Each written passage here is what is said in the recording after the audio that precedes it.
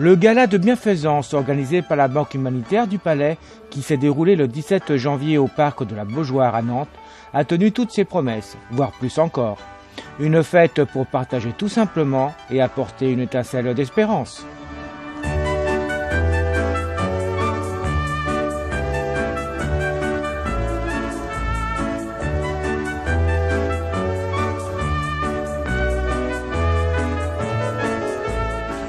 Le bilan du premier gala en province de la Banque humanitaire, eh bien, c'est un bilan époustouflant, puisque on a refusé presque 600 personnes, que le gala était complet 2 mois avant.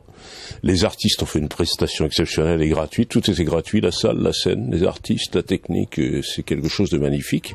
Et au profit d'une trentaine d'associations, c'était ça le but d'ailleurs, aider financièrement les associations qui ont besoin financièrement et avec lesquelles on travaille régulièrement. Voilà.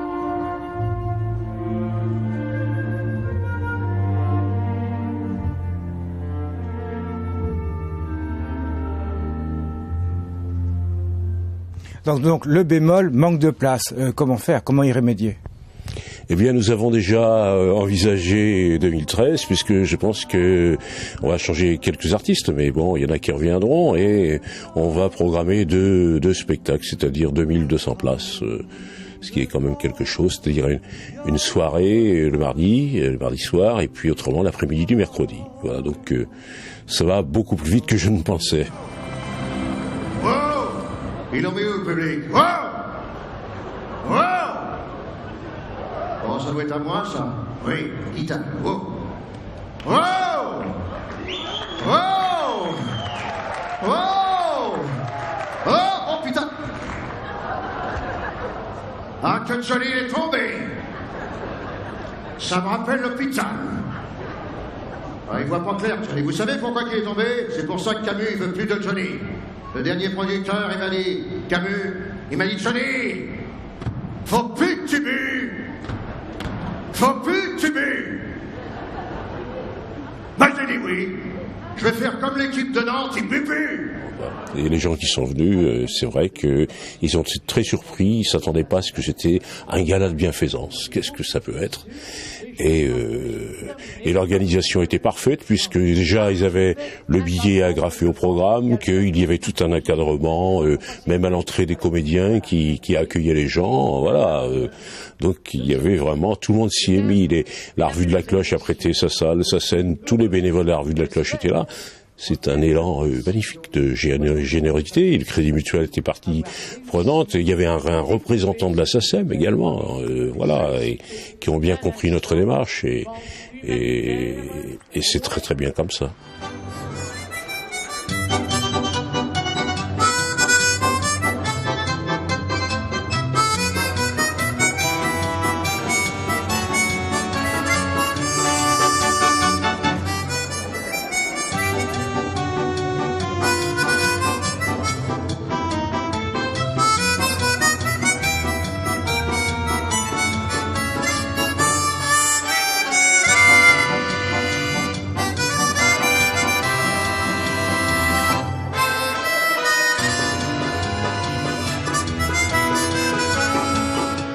Les associations avec cet argent-là vont continuer à travailler dans leur créneau. Hein.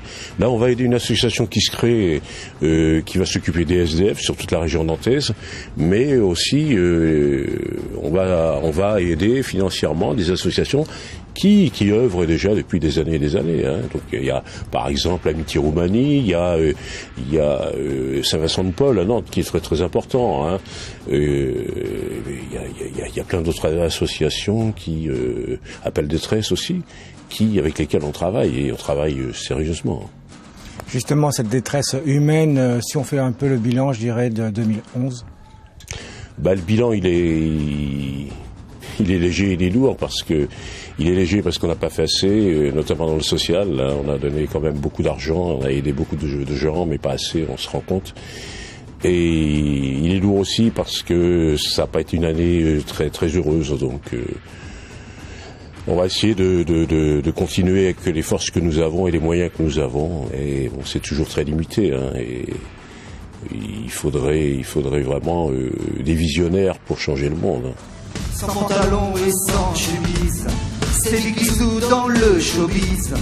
Péter un plomb, péter un câble, conclure un pacte avec le diable et prendre une autre identité, changer le corps à volonté.